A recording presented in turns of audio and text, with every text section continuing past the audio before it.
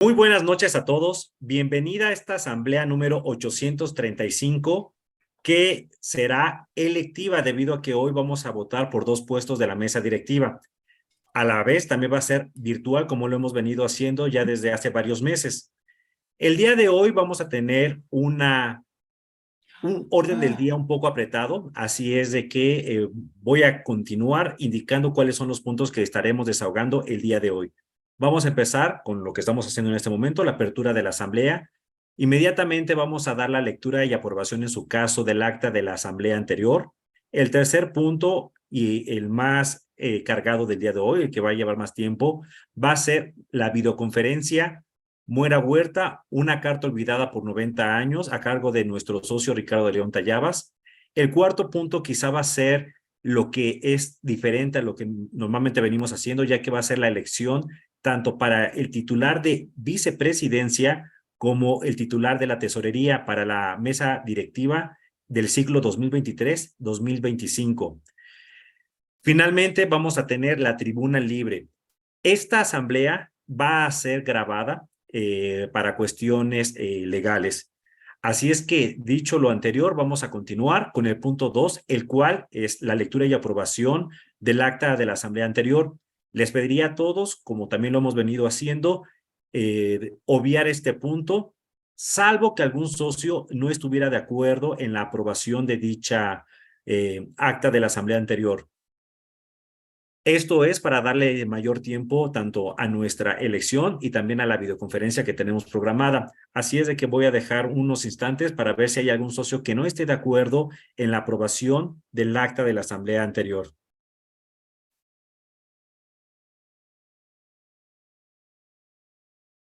Procedo a leer los comentarios y estoy notando que no hay ninguna objeción porque se apruebe el acta de nuestra asamblea del mes pasado. Por lo tanto, esta queda aprobada. Vamos a empezar con el punto 3, que es la videoconferencia Muera Huerta, una carta olvidada por 90 años, a cargo de Ricardo de León Tallabas. Esta plática se tuvo que reprogramar debido a que hace 2 asambleas tuvimos problemas técnicos que ocasionaron que no pudiéramos finalizar la asamblea. Debido a eso, la reprogramamos para esta fecha. Debido a que terminando esta videoconferencia, la cual tiene una duración de aproximadamente 1 hora, terminando esta conferencia, vamos a empezar con nuestra elección por única ocasión, a manera de excepción. No vamos a abrir el espacio de preguntas y respuestas a dicha plática. Esto es para tener más tiempo para nuestra votación.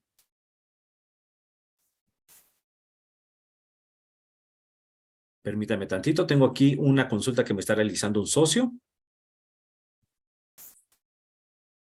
Procedo a contestarla.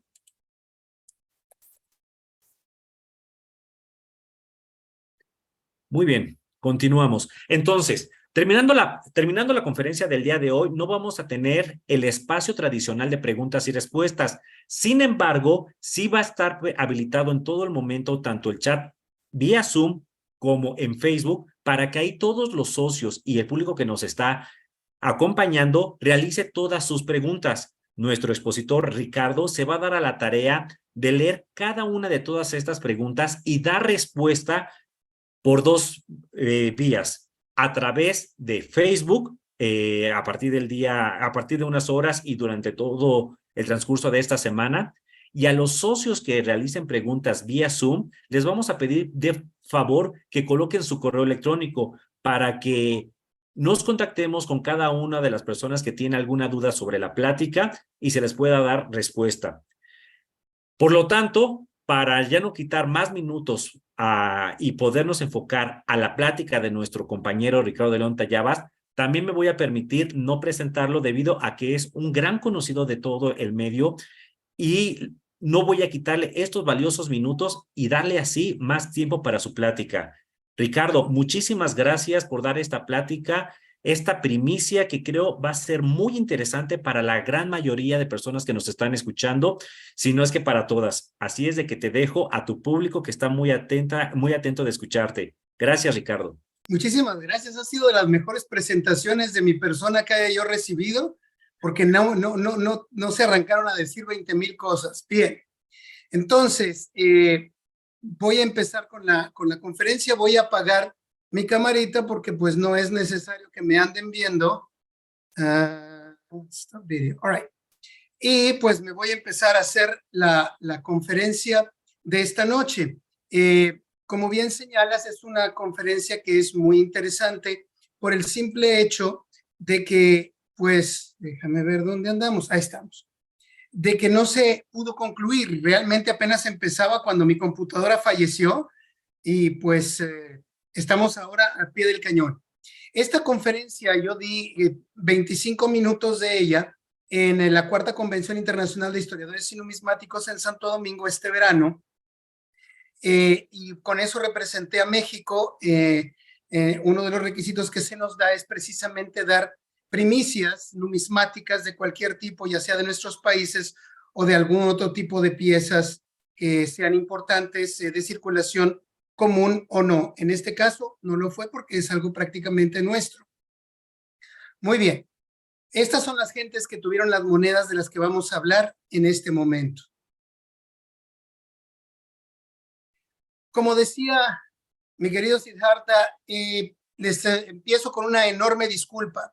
Mi primera conferencia pública que yo di fue en 1986, hace ya casi 40 años, 3 años más, 37, y nunca había cancelado yo una conferencia por muchos problemas que tuviera, pero en este caso mi computadora murió y mi recepción no era muy buena, etcétera.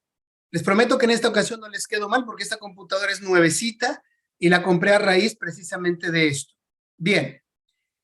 Como les había comentado, esta conferencia tuvo que ver con la Cuarta Convención Internacional de Historiadores que sucedió en el 2023. Tenemos 2 en puertas, la de Río en 2025 y la de Buenos Aires en 2027, y después nosotros seremos anfitriones en la ciudad de Guadalajara. Esto para la gente que no tenga mucha oportunidad de conocer sobre estas cosas. Para iniciar y arrancar con el pie derecho, dentro de 6 años, la Sociedad Numismática de Guadalajara en un mes va a dar una convención donde tendré yo el enorme placer de dar una conferencia junto con la presentación del libro de mi tocayo Ricardo Vargas. Bien, después de esta sección de anuncios, yo no sé dónde estabas tú el 16 de enero del 2023, pero yo sí te puedo decir dónde estaba yo. Estaba yo en esta computadora, en este mismo escritorio de donde te estoy transmitiendo, y recibí una llamada telefónica de parte de mi amigo Bruce Burton. Él es un comerciante de libros de acá de Houston y me dijo: Ricardo, fíjate que te traigo a ofrecer un libro de México que se llama Mexican Historical Notes on Coins of the Mexican Revolution, de un señor de apellido Sánchez Garza. Y yo me reí y le dije: Sánchez Garza. Y se rió y me dijo: sí, Sánchez Garza. Entonces, le dije que yo ya lo tenía, le dije que tenía la versión del 34 también, y le agradecí muchísimo la amabilidad de su oferta. Me dice: ¿estás seguro que no lo quieres? Le dije: estoy seguro. Me dice: es que adentro encontré unos papeles. Y yo puse la misma cara que algunos de ustedes están poniendo y le dije: ¿papeles? Me dijo: sí, uno de ellos lo reconozco porque es de un autor que yo he vendido libros, pero las otras 2 páginas están en español. Le dije: pues tomaré unas fotografías y mándamela. Cuando vi el contenido de las páginas, casi se me caen los ojos de las órbitas. Este fue el papel que él me mandó. Todo el mundo conocemos a Pradón, pero muy poca gente sabe que él era médico. Él era, bueno, doctor, él era cirujano dentista, como yo, aunque no ejerzo desde hace 40 años. Y este señor, detrás de este papel, escribió algo sorprendente. Esta carta, Pradón la recibió en su consultorio. Pero para poder hablar de esta carta necesitamos entender todo el contexto histórico y de qué estaba hablando esa carta para poderla entender. Precisamente por eso es que vamos a hablar de una sinopsis de la Revolución Mexicana, que en realidad fueron 3. Ellos dicen que todos los revolucionarios se pusieron juntos a derrocar a Porfirio Díaz, y eso es un error tremendo. La primera revolución, que fue la revolución política, la hace un chaparrito coahuilense civil de nombre Francisco I. Madero, que en el momento en que hace que el dictador firme su renuncia, triunfa su revolución. El dictador deja a Francisco León de la Barra la presidencia de la República interina a fin de que convoque elecciones, donde no es ninguna sorpresa que Francisco I. Madero resultara precisamente presidente de la nación. El señor Madero era un absoluto inepto para poder hacer la administración pública por la simple y sencilla razón de que veníamos de una dictadura donde estaba todo completamente amordazado y ese señor dio libertad encima de la libertad y se convirtió en libertinaje. Llegó un general que terminó deponiéndolo y asesinándolo, que se llamó Victoriano Huerta. Victoriano Huerta se convirtió en el Rasputín mexicano, es decir, en el villano número 1 de nuestra historia. Y es aquí donde inicia la segunda revolución, que es la revolución constitucionalista. El grito de guerra entonces era viva Madero y muera Huerta. De esta manera es como empieza a hacerse el lema de una moneda que ni siquiera se había concebido entonces. Madero había sido, como te había comentado ya, un hombre bastante inepto, pero era realmente un hombre admirado por muchas esferas, sobre todo al momento de tomar posesión. Él había sido victorioso, pero desafortunadamente se había criado en los Estados Unidos y en Francia, donde la democracia pues es pan de todos los días, y en México realmente no era algo conocido, y menos por décadas. Perdón. De esta manera, tras el asesinato de Madero, toma la presidencia de la República de una manera bastante espuria y dudosa y clandestina, Victoriano Huerta. Y se hace aquí la segunda revolución, la revolución constitucionalista, que no buscaba una constitución, sino restablecer el orden constitucional en la República Mexicana en la presidencia. Es decir, que a través de elecciones, un presidente constitucional rindiera su mandato al final de su lapso de ser jefe del Ejecutivo a través de otras elecciones y que fuera de civil a civil o como fuera la situación. Carranza fue quien abanderó este movimiento. Villa fue uno de los generales que se le alió casi de inmediato en contra precisamente de Victoriano Huerta por haber asesinado al presidente y al vicepresidente, que ambos habían renunciado de una manera forzada.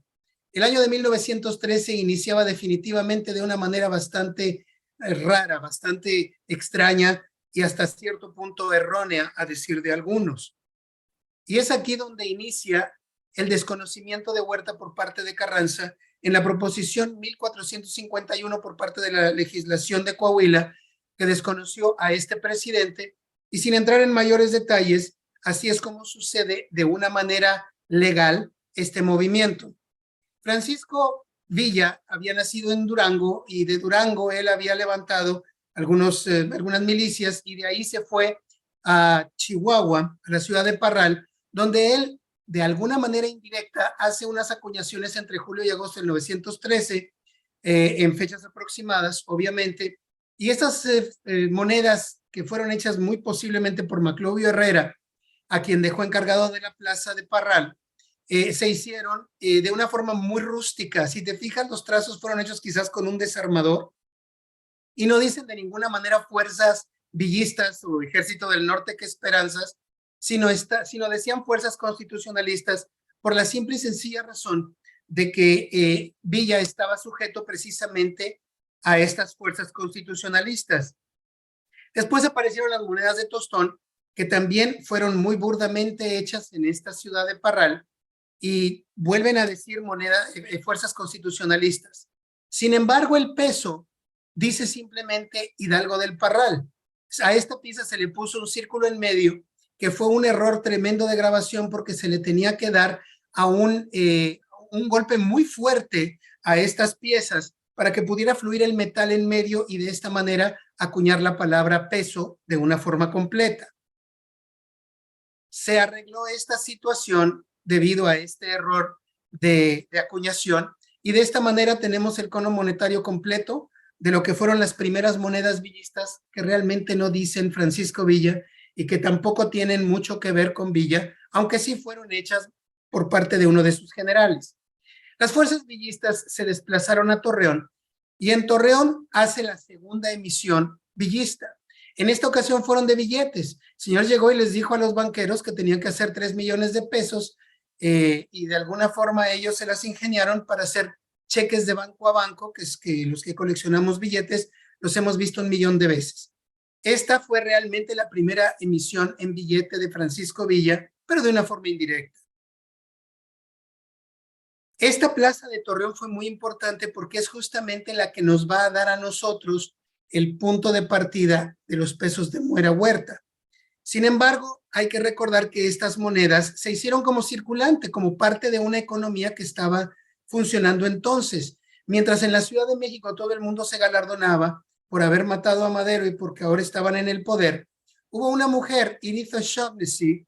Esta mujer escribió unas cartas a su madre a Nueva York y eran tan bonitas las cartas que su mamá decidió guardarlas y después imprimirlas para darle una sorpresa cuando Edith O'Shaughnessy y su marido se regresaran para Nueva York, y así se hizo este libro, A Diplomat's Wife in Mexico. Esta señora empezó a hablar precisamente del circulante de México, y la primera nota que ella escribe es precisamente de los billetes y de la conmoción que se daba precisamente porque los bancos norteños que estaban bajo el dominio de Carranza, algunos de ellos en su mayoría por parte de las fuerzas villistas, habían cerrado los bancos de alguna forma y esto hacía que sus emisiones no valieran en la Ciudad de México. Entonces, estos billetes que se tomaban de alguna manera en descuento o que se podían canjear en el Banco Central, simplemente resultaron ser sin valor para algunos comerciantes, precisamente porque no había comunicación para poderlos cobrar. Regresemos nosotros a Torreón. En Torreón, cuando sale Villa para hacer el resto de su odisea militar, deja encargado a Calixto Contreras como jefe de la plaza. Calixto Contreras se encuentra en esa plaza hasta diciembre de ese año de 1913 y el señor tiene que salir disparado de ahí porque las fuerzas de Huerta van a tomar de regreso esa plaza. En el momento en que él huye de ese lugar, él se va a la estación de Lomas, que es una estación de ferrocarril, y su segundo a bordo se va para su casa. Realmente los dos tenían el mismo origen, los dos eran del pueblito de Cuencamé, Durango, pero Calixto Contreras era mucho más, tenía más jerarquía militar que Severino Ceniceros. Y para dar más o menos una idea de cómo es que esto se hizo, fíjate bien dónde quedan Torreón y Gómez Palacio y dónde está la ferretería Allende. Y tú dirás, ¿qué benditos tiene que hacer la ferretería Allende en esta conferencia? Bueno, si me das 2 minutos, sabrás por qué la ferretería Allende es tan importante. Porque la ferretería Allende se encuentra en Cuencamé, que está distante de Torreón a 113 kilómetros, y que ahora en carro haces 1 hora con 32 minutos, y yo te juro que a caballo en aquella época se hacía por lo menos un día entero. Y la ferretería Allende, que se encuentra a 3 cuadras al norte de la Plaza de la Constitución, que es la plaza central de Cuencamé, es donde se acuñan nuestros pesos del Muera Huerta. Este es el edificio que cualquiera que va a ese lugarcito no da 2 pesos por él. Si tú no tienes idea de cómo ubicarlo, lo pasas desapercibido porque es una esquina con un comercio regular como cualquiera de los que hay en México. Sin embargo, esa era la casa de Severino Ceniceros. Y desafortunadamente no existe siquiera una placa en ese lugar donde hable del evento más importante que tuvo, yo creo que ese pueblito hasta el día de hoy, ocurrido hace casi 100 años. 110 años, perdón. Muy bien. Calixto Contreras y Severino Ceniceros fueron los autores intelectual y material de esta pieza. Y vamos a hablar de ellos a partir de este momento de manera bastante recurrente. Ellos dos, solamente por su voluntad, mataron a Huerta en enero de 1914. Pero hay un pequeño problema. El caballero murió de cirrosis hepática en los Estados Unidos en 1916. ¿Cómo es que lo mataron en México? Bueno, en Cuencamé, en 1914. Porque lo mataron en una moneda. Esta es la moneda más horrorosa, yo creo que se hizo en el año de 1914.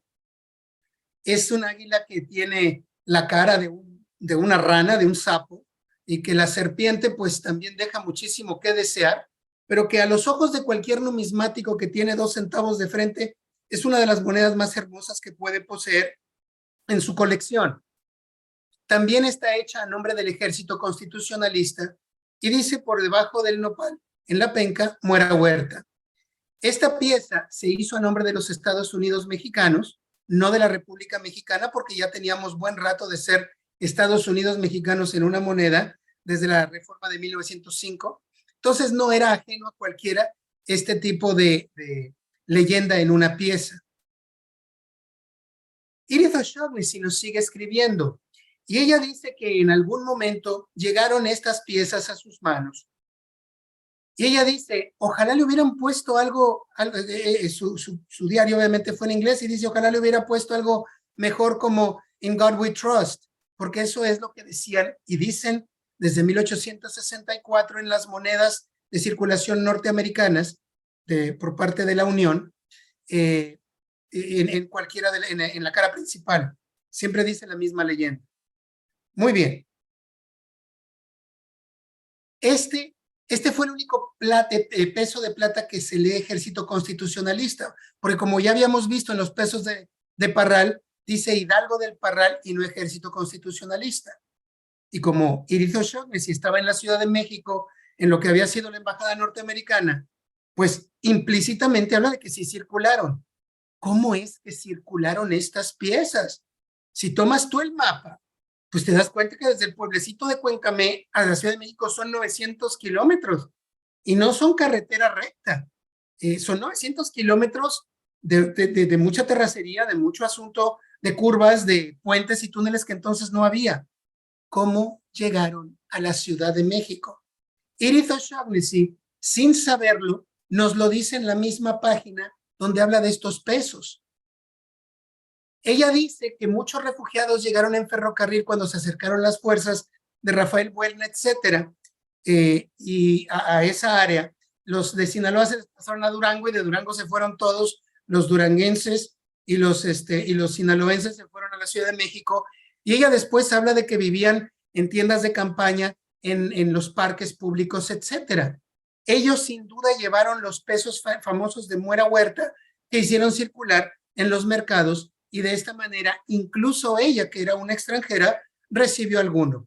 Eso yo creo que habla de que circularon de una manera más o menos regular, por lo menos en algunas áreas, por algún determinado momento.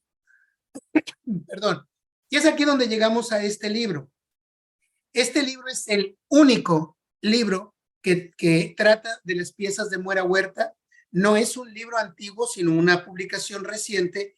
Y este libro, como todos, tiene cosas muy buenas y tiene algunas cuestiones que pueden ser revisadas para una edición posterior. Lo más importante de todo es que es el excelente esfuerzo y es el primero de su tipo en 100 años. Nadie, nunca, jamás se había ido a buscar este tipo de información. La redacción es muy sencilla de entender y presenta alguna documentación que yo en lo personal jamás había escuchado antes de leerla en este lugar. Entre los aspectos que serían interesantes revisar en la próxima edición es que carece de citas específicas y se mencionan muy vagamente a autores y años de publicación. Pero lo más importante que yo encuentro de confusión en este libro es que mezcla leyenda con historia sin identificar ambas, porque una leyenda no es una historia y no pueden ser manejadas como si fueran sinónimos. En ese libro se dice en varias ocasiones la historia o leyenda de. Es muy posible que el autor tratara de decir el relato o la leyenda de, pero en lugar de eso puso historia y resulta confuso. Bien, el libro tiene una bibliografía, pero tiene el problema de que para que la gente pueda ubicar qué párrafo procede de cada una de estas referencias, pues tiene que leerse todas estas referencias completas y entonces encontrar él mismo la relación de dónde sacó en un momento dado la información particular. Esto muy posiblemente pudiera ser revisado en la próxima edición si es que se decide hacer una. Muy bien. Y pues parafaseando un poco a ese libro, no vamos a hablar de la historia o la leyenda del peso de las dos muertes. ¿Qué les parece si en lugar de mezclar confusión, vamos a hablar de historia real, utilizando nada más y nada menos que la evidencia concreta? Entonces, ¿cuándo aparece la primera noción del peso de las dos muertes? Porque tú lo vas a ver repetido en 50 millones de referencias de historias, de historiadores serios, no serios, conocedores, no conocedores, en artículos periodísticos, en artículos de revista. Y dicen todos, es que Huerta estaba tan enojado que mandó llamar a todos sus pelotones para que asesinaran a todos. ¿Quién fue el primero que la menciona?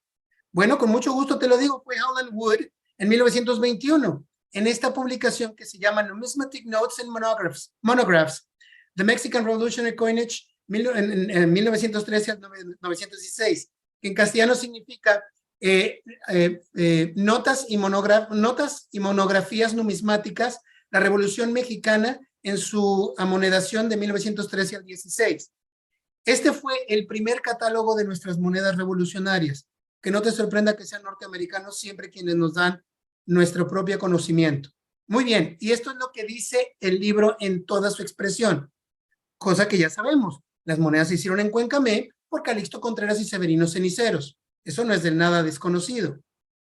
Huerta estaba tan molesto que hizo un decreto que cualquiera que tuviera esas monedas sería pasado por las armas de inmediato. ¿Pero quién lo dijo? Howland Wood te lo dice directamente. Dicen, el señor está inventando una mentira del tamaño del mundo. ¿Con qué propósito? Hacer estas monedas todavía más interesantes. ¿Por qué? Porque quizás algunos de sus amigos tienen de estas piezas y quieren venderlas. Entonces, si le inventas algún pedacito que pudo o no pudo ser verdad, pues ya los del futuro la arreglarán, pero por lo pronto ya mis amigos pueden venderlas. El dicen nunca ha sido referencia. Esto fue una mentira del tamaño del mundo que él creó, y el problema es que a partir de este momento se hace la leyenda mentirosa de este tipo de situación. Muy bien, ahora que ya sabes que nunca hubo un decreto, que jamás se fusiló a nadie, vamos a continuar. No existe la famosa historia de las dos muertes.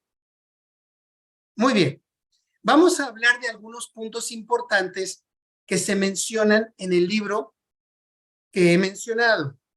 Se dice que estas piezas fueron hechas incluso en Durango, en el taller litográfico de Miguel Gómez. Esto, te lo digo con toda sinceridad, no tenía la menor idea, tenía la mayor ignorancia al respecto. Pero este tipo de comentarios, ciertos o irreales, nos dan la oportunidad a los investigadores para seguir y buscar la hebra de ese hilo para ver si es cierto o no. Lo importante del asunto es que esta hebra, cuando yo la leí, me sorprendió mucho y dije, voy a tratar de checar de alguna manera en alguna investigación propia al respecto de estas piezas, pero desafortunadamente no existe mucho. Incluso en esta obra se dice que se hicieron en Chihuahua las monedas. Imagínate, el peso de Muera Huerta que todos conocemos hecho en Cuencamé, ahora resulta que se hizo en Durango y hasta en Chihuahua. Interesante. Quizás de ahí saldrían las variantes. Vete a saber. Vamos a ver. Lo importante de esta obra es que menciona de una manera muy sintetizada las 6 razones prácticas que los diferentes autores han mencionado para que se haya hecho esta moneda. No son de ninguno de ustedes desconocidas 5 de ellas. La primera, que fue para mí la más desconocida de todas, incluso dice en dónde fue citada, en una obra que se llama 25 años de esfuerzo de Durango, 1915-1940. Oye, eso es interesante. Voy a tratar de adquirir esa obra para ver si esto pudiera haber sido cierto. Fue el primero de los pensamientos que se me vino. Sin embargo, te puedo asegurar de una manera inmediata que solamente una de estas 6 tiene razón. Vamos a ver cuál fue de todas.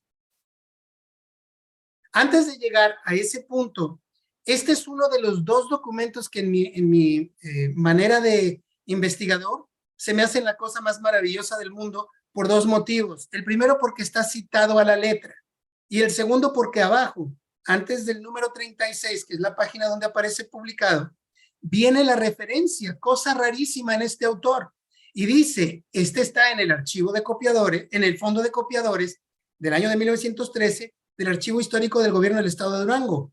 Aquí se asegura justamente que los rebeldes tomaron enseres de la Velardeña precisamente para poder realizar de alguna manera esta acuñación, o por lo menos se puede deducir esto, no se puede asegurar del todo.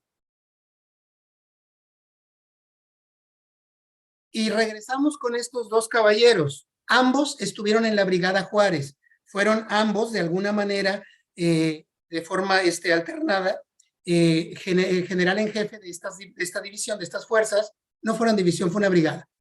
Y aquí vemos un resello que se puso un año después en una emisión de Sinaloa, y se alcanza a ver en algún lado Brigada Benito Juárez. Es la misma brigada de estos dos caballeros. Y aquí aparece el segundo documento que para mí me parece absolutamente fenomenal. Si tú te fijas, yo te había comentado que Calixto Contreras se había ido de Torreón a una estación que se llamaba Las Lomas, o Lomas, la estación de Lomas. Esta estación del ferrocarril, este lugarcito, esta ranchería, es justamente donde él escribe cartas al gobernador del estado. Y este gobernador le responde que pues le agrada mucho la idea de que se ponga a acuñar pesos de plata, que tienen toda su aprobación legal, pero que desafortunadamente pues él tiene la idea de que le pongan Brigada Juárez. Y él dice, mire, usted ha sido muy amable conmigo, yo sé que va a pensar un poco en la sugerencia que le voy a dar. Le dice el gobernador a Calixto Contreras, le dice, mira, puede quedarse la idea de Muera Huerta, pero en lugar de ponerle Brigada Juárez, ponle Ejército Constitucionalista para que estas monedas puedan ser aceptadas no solamente en el lugarcito de Cuencamé o donde las fuerzas tuyas estén, sino donde estén todas las fuerzas constitucionalistas, que es la mitad de la República, querido amigo. Entonces, él toma en consideración esta sugerencia del gobernador y se arranca a hacerlo. Si estos dos puntos me hicieron levantar las cejas, en la página 41 de esa obra me hizo realmente enderezarme del asiento para leer con mayor claridad este párrafo, porque para mí, que tengo cierta experiencia en este campo, leer estos dos documentos que él, transcribió y que puso con referencia, que te digo, es las son las únicas dos referencias o tres que me tocó ver, que son muy precisas. Este párrafo es fenomenal, porque este párrafo te dice quién, cómo, cuándo y dónde. Aquí te dice de quién fue la idea, que fue de Calixto Contreras. Él fue el cerebro, el que ideó esta pieza, pero no la pudo hacer porque él estaba en una estacioncita de marras tratando de salir adelante y de sacar el pellejo. Aquí dice que esto fue escrito un 20 de agosto de 1933. Interesante. Y aquí se dice quién fue el diseñador. Miguel Gutiérrez el Tejón, el grabador fue Juan Maldonado, el proceso de laminación y ensayo lo hizo Francisco Ortiz Clarke. No confundas Clarke con Clark, son dos apellidos distintos. Yo deseo suponer que tuvieron un tronco común y que de alguna manera lo españolizaron a Clarke, pero son dos apellidos que son muy distintivos, por lo menos en el norte. Muy bien, y todavía se atreve a poner la mejor de todas las citas. Se acuñaron 60,000 piezas de plata y no se acuñó moneda de oro. Y mi pregunta fue, ¿no pudieron haber sido 59,999 o 60,001 piezas? Me sonó un poco raro el numerito, pero lo importante es que ya tenía más o menos una idea yo en la cabeza gracias a este párrafo. ¿De dónde salió? En un escrito. Chin, volvemos al dicen. Y lo dice Prado en 1970. Pues sí, pero el señor en 1970 hizo un montón de escritos. ¿En cuál de todos? Eso es el problema con este tipo de información cuando se cita de manera tan vaga. Pero afortunadamente puedo decirte de dónde sacó esta información, porque esta información es una traducción literal de algo que sucedió por un golpe de suerte por el que vamos a llegar en un momento más. Vamos a hablar de las piezas. Se hizo un primer tipo que todos conocemos, que es un peso del Muera Huerta 6 estrellas. Es una pieza horrorosamente fea, pero que a todos nosotros nos gusta mucho. Entre esas 6 razonamientos se dice que se acuñaron en Durango. Bueno, la evidencia concreta apunta que esto pudo haber sido, porque las mismas estrellas que tú ves en el peso de Muera Huerta aparecen en los centavos de Durango en una de sus series. Esto lo descubrió Ángel Smith, un tamaulipeco extraordinario en cuestiones de moneda de revolución, que dio con esta idea por hilarla en su experiencia. y al momento de hacer el análisis anatómico o forense, como se diría, de estas piezas, se ve que sí es cierto. Entonces, de todas las 6 teorías, esta tiene una evidencia que puede apoyarla. Muy bien. Esta moneda fue hecha en un segundo tipo y este segundo tipo es extraordinariamente mejor, más refinado, es mucho más bonito para cualquiera en estética y precisamente pues estas piezas bonitas sustituyeron a las feas de algún momento, por eso es que ahora son también tan raras. Esta pobre águila con cara de sapo fue sustituida por una águila hermosísima, perfectamente acuñada para lo primitivo de los talleres y lo rústico de las circunstancias en que fue hecha esta pieza. Y ahí se ven grietas de troquel en la pieza del 6 estrellas, lo mismo que en la pieza regular, que son prácticamente lo que se determina. Muy bien, aquí habíamos hablado de que en un escrito, Prado en 1970 había sacado esta información. De aquí salió esta información. Cuando Carlos Amaya estaba haciendo este libro, Adrián González Salinas, que es otro extraordinario investigador y expresidente de la Sociedad Numismática de Monterrey, le dijo, oye, yo tengo esta información que te puede servir. Y le pasó precisamente este dato.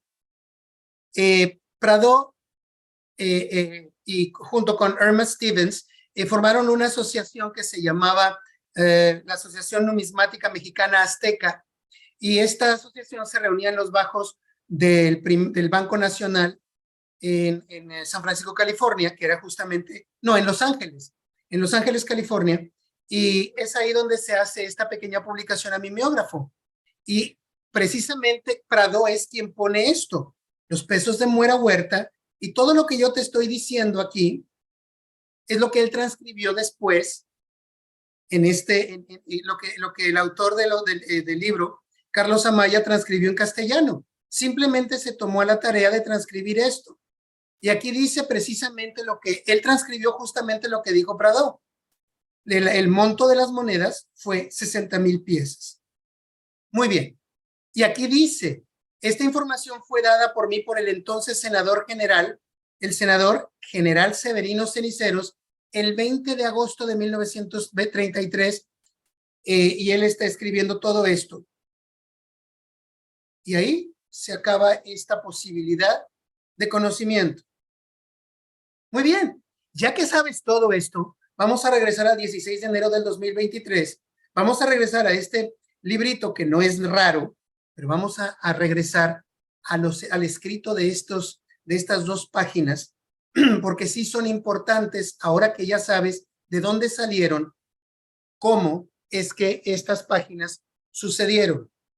Te voy a ser franco, yo leí estas páginas acá en Estados Unidos, pero el primer mexicano que las leyó después de 90 años tenía que ser Adrián Salinas. Y era de justicia, porque él fue el que dio con el dato de quién había hecho la grabación del 2 dados, el número de piezas, etcétera, por esta publicación tan oscura que se llamaba Plus Ultra y que transcribió, que él dio en una conferencia sin escribir más al respecto hasta la publicación del libro de Carlos Amaya. Y tú puedes darte cuenta que una bomba atómica podría haberle caído a un lado al caballero y no hubiera parpadeado. Perdón. Va. Esta carta Prado la recibió en este edificio, que era donde estaba su consultorio. Perdón. Este es el papelito que yo te había dado en un principio a conocer. Pero lo más importante está al reverso. Al reverso de este escrito aparece el borrador de lo que él escribió en octubre.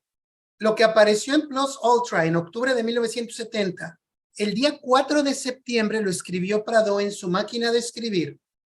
Y es justamente lo que transcribió Carlos Amaya de la publicación que le había entregado Adrián Salinas.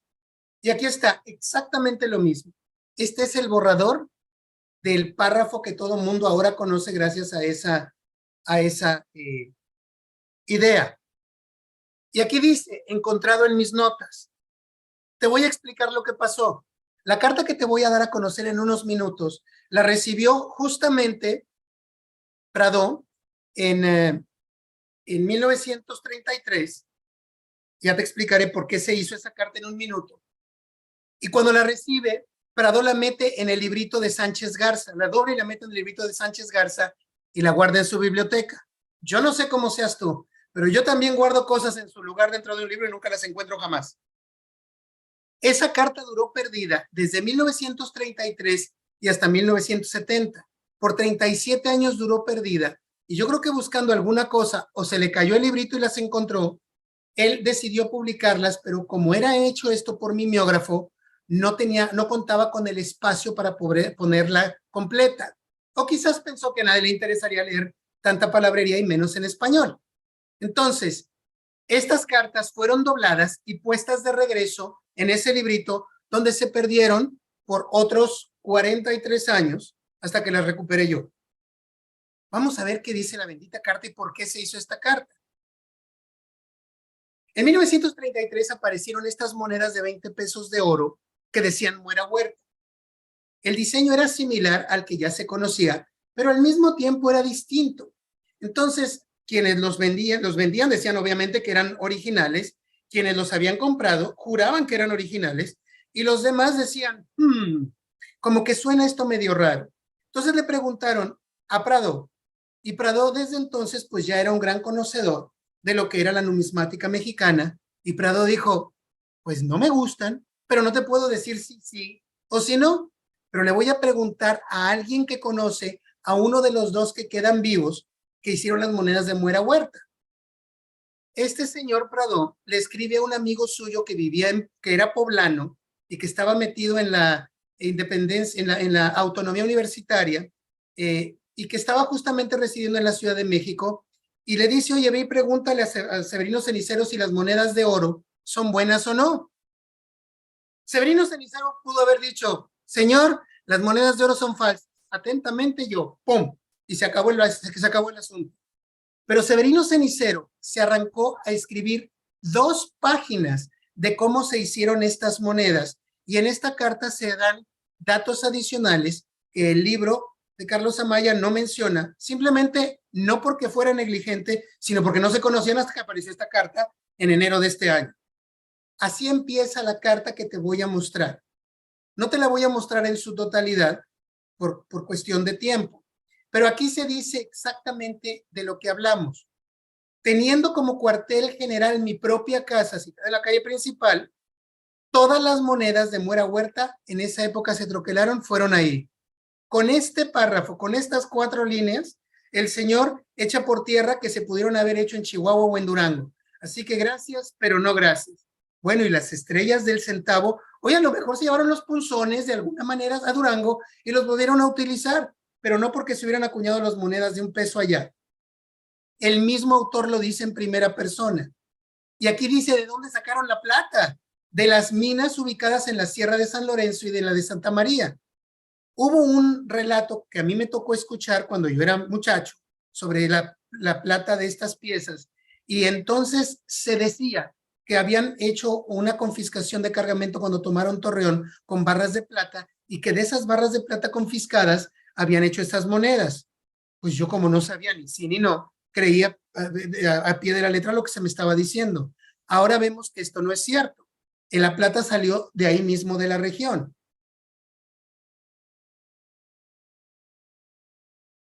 La única situación que hace de diferencia en las monedas no la hace del 6 estrellas o del borde continuo o del punto y raya. Él simplemente dice, pues se averiaron los cuños a medida que fueron utilizándose, probablemente porque fueron hechos de muy mala calidad. Y aquí dice otra cosa que a mí me suena muy coherente. Se acuñó una cantidad aproximada de unos 60,000 pesos. A Prado le fascina ser muy definitivo en sus comentarios, y desafortunadamente no pone ninguna referencia de dónde salen estas cosas. A mí me sorprende que haya dicho que salió de una carta, porque usualmente no menciona ninguna de la procedencia de su conocimiento, y es muy definitivo, es muy preciso. Y aquí dice el señor, pues yo no me acuerdo cuántas habremos hecho. Yo no sé si alguna vez alguien haya tomado cuenta de cuántas se hicieron, pero yo creo que se hicieron unos 60,000 pesos. Entonces, aquí más o menos nos da la idea. Este punto fue lo más importante para mí después de averiguar estas cosas. Villa no sabía de estas monedas, él no las ordenó, él no tenía la más remota noción de que estas piezas se habían hecho, pero el gobernador de Durango sí. Cuando él se entera de esto, pues les dice, oigan, mándame algunas para verlas. Y él obviamente, pues dice, no me acuerdo cuántas le mandamos, pero sí le mandamos algunas. Yo calculo que le mandarían unos 100 o 200 pesos en algunas talegas para que pues el señor estuviera contento de repartir algunas. Muy bien. Y aquí termina la carta diciendo que no se hicieron monedas que no fueran pesos de plata y que solo y todos se hicieron en su casa. Y aquí termina diciendo, cuando yo vi esta carta dije, déjame ver la firma de Severino Ceniceros. Bueno, pues te diré que el poblano se quedó con la carta original, hizo esta transcripción y se lo dijo a su secretaria, y como su secretaria no leyó bien el apellido de Ceniceros, puso Cisneros. Este es el origen del peso de Muera Huerta. Tenemos 6 razonamientos que habíamos mencionado en un principio. De estos 6, 4 se echan por tierra porque Villa ni siquiera sabía que se habían hecho estos pesos hasta que ya se habían hecho. Así que hasta luego. De estos 2, ya sabemos que no se hicieron en Durango, sino que todos se acuñaron en Cuencamé, y esa es la única parte de la información correcta de estos pesos. Antes de terminar esta plática, quiero decirte que voy a transcribir, voy a poner en todos los lugares de Facebook, en todos los grupos a los que yo pertenezco, el artículo que aparece este mes en el boletín de la Sociedad Numismática de México sobre esta conferencia que te acabo de dar, a fin de que aquellos que no sean socios puedan recibir el conocimiento, porque el conocimiento no es de una sociedad o de la persona que lo encuentra, sino de todos. Y con este grito de Muera Huerta, señores, me despido. Muchísimas gracias y quedo a la orden.